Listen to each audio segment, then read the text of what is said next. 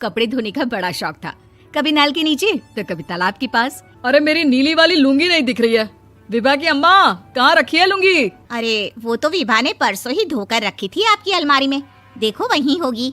वो ना मैंने आज धो दी, मुझे लगा कि गंदी हो गई होगी। अरे कैसे गंदी हो गई थी, उसे तो मैंने पहना भी नहीं। हे भगवान, इस लड़की के कपड़े धोने की आदत से परेशान हो गया हूँ मैं। जितना तो घर में राशन नहीं आता उससे कहीं ज्यादा डिटर्जेंट पाउडर का खर्चा है। इसकी शादी करवा दो, शादी जाए अपने घर में ही करे काम, फिर चाहे घर के कपड़े धोने हो या पूरे गांव के। हाँ ठीक बोल रही हूँ, देखता हूँ मैं कोई लड़का। वो दिन भी आ जाता है जब विभा को देखने लड़के वाले आ जाते हैं। लड़की मुझे अच्छी लगी। होने वाली सास कहती है, बेटी अगर कुछ पूछना है तो पूछ लो। वैसे तो हमारी लड़की बहुत ही शर्मीली है, जो बोल दो वो मान लेती है, इसे क्या पूछना होगा। अरे कैसी बात कर रही हो माँ, मुझे इन लोगों के घर रहना है, सवाल तो कई है। हाँ हाँ बेटा पूछ लो ना, क्या पूछना है। आप लोगों के घर कपड़े कौन धोता है? सास का मुंह बन जाता है।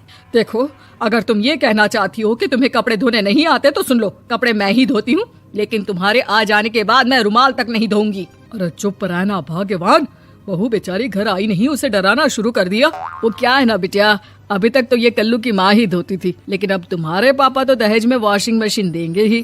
तभी विभा की माँ बोल पड़ती है, सवाल भी पूछा तो क्या। वैसे भाई साहब, मशीन की तो फिर भी कपड़े धोने की कैपेसिटी होती है, मतलब जो बिटिया दे रहे हैं ना विभा, इसे कपड़े धोने का बहुत शौक है। ये आप लोगों के क्या, आस पड़ोस गांव मोहल्ले सबके कपड़े धो दे और उफ तक ना करे। बाहर देखा नहीं आपने कितने कपड़े सूख रहे हैं, सब हमारी बिटिया ने ही तो धोए हैं। बस भी करो ना माँ, शर्म आ रही इतनी तारीफ सुनकर। और तो और एक दाग निकाल कर दिखाओ तो मान जाऊँ। हाँ अच्छा अच्छा, माफ करना बेटा, मैंने गलत समझा, हमें तो रिश्ता बहुत पसंद है। और ऐसे जुड़ जाता है रिश्ता कपड़े धोने का शौक रखने वाली विभा का। उसकी शादी हो जाती है कोयला फैक्ट्री में काम करने वाले कल्लू के साथ। शादी के बाद अचानक विभा चिल्लाती हुई सास के पास आती है, सासू माँ, अरे सासू माँ कहाँ है आप? ये तो धोखा है, धोखा दिया आप लोगों ने मुझे। इस ससुर के चक्कर के बारे में पता चल गया। अरे तो उसमें तुझे क्यों धोखा मिला है? अरे नल में पानी नहीं आता, कपड़े कैसे कब धुलेंगे? अच्छा अच्छा, तू पानी नहीं आ रहा उसकी बात कर रही है। तो आपने क्या सोचा? कुछ नहीं। अच्छा तेरी माँ ने कहा था कि कपड़े धोने का शौक है तुझे, याद आया मुझे। शौक शौक बोलकर कपड़े धोने वाले मेरे जुनून को कम ना आके सासू माँ, कपड़ा धोना मेरा गुरूर है। तभी पति भी वहाँ आ जाता है। अभी अभी मैंने इसे सनी देओल की फिल्म दिखाई है, उसी के डायलॉग मार रही है माँ। अच्छा सुन, साफ साफ बता रही हूँ, पानी सुबह 4 से 6 और शाम को 10 से 12 आता है, समझी? विभा टाइमिंग सुनकर हैरान हो जाती है। ये क्या भूतों का मोहल्ला है? सुबह 4 बजे उठकर कौन कपड़े धोता है? 4 बजे टंकी में पानी जाता है, फिर सारा दिन धोना ना, किसने मना किया? अरे कैसी बात कर रही है, 200 लीटर की टंकी में कितने कपड़े धो लूंगी मैं, सुबह ही उठ जाऊंगी मैं। अब क्या था, विभा सुबह 4 से लेकर रात के 12 बजे तक कपड़े ही धोती रहती। एक रोज सास पड़ोस से निकलकर कहीं जा रही होती है कि साथ वाली कहती है, हाँ कल्लू की माँ, जरा ये बताओ कि 2 साड़ी है, 2 ब्लाउज और एक पेटीकोट और एक नाड़े वाला लंबा कच्छा। हाँ तो? अरे तो क्या, कितना लोगी धुलाई ये बताओ। धोबन दिख रहे हैं हम क्या?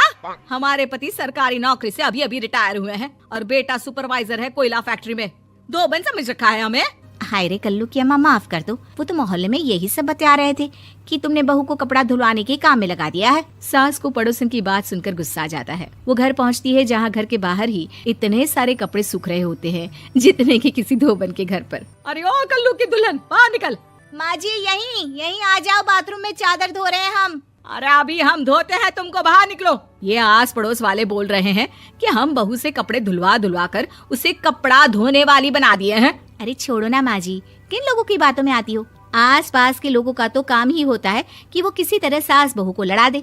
बहू सारे घर के कपड़े धोती है, ये क्या कम है? बोलिए। सास को भी लग जाता है कि वो बहू का ये सनकीपन नहीं छुड़वा सकती, इससे अच्छा है कि खुद ही चुप हो जाए। एक रोज सास और बहू मंदिर जाते हैं, जहाँ सास की साड़ी वहाँ खड़ी भीख मांगने वाली से मिलती है। माँ जी क्या बात है, आपकी साड़ी उस भिखारन से कितनी मिल रही है ना? हाँ हाँ देखो तो, दोनों की साड़ी मिल रही है। क्या बात है कल्लू की अम्मा, तुम खुद को तो अफसर की बीवी बताती हो और ऐसी सिंपल सी प्लेन साड़ी पहनकर घूमती हो। सिंपल और प्लेन नहीं है ये साड़ी। तो क्या सोने के धागे से फूल बने हैं? कुछ भी सासू माँ, कुछ भी। हाँ बने थे इस साड़ी में सोने के धागे से फूल। मेरे पति लेकर आए थे मद्रास से स्पेशली मेरे लिए 10,000 की। है भाई साहब, इस भिखारन के लिए भी सेम टू सेम साड़ी लेकर आए होंगे 10,000 की। सास उस वक्त कुछ नहीं कहती, लेकिन बहू के साथ घर आती है और अलमारी से एल्बम निकाल कर लाती है। ये साड़ी देख रही है, ये वही साड़ी है जिसे मैंने अभी पहना था। इस साड़ी में ये जो चमकदार फूल दिख रहे हैं ना, ये सोने के धागों से काटे गए हैं। लेकिन तू लोकल वॉशिंग मशीन ब्रश से घिस घिस कर सारे फूलों को निकाल कर साड़ी प्लेन कर दी। मुझे माफ कर दीजिए सासू माँ। और तो और, जब मैंने तुझे तेरी गलती के लिए कुछ नहीं कहा, लेकिन तूने तो सबके सामने मेरा मजाक ही बना दिया। क्यों? बहू को समझ में आ जाता है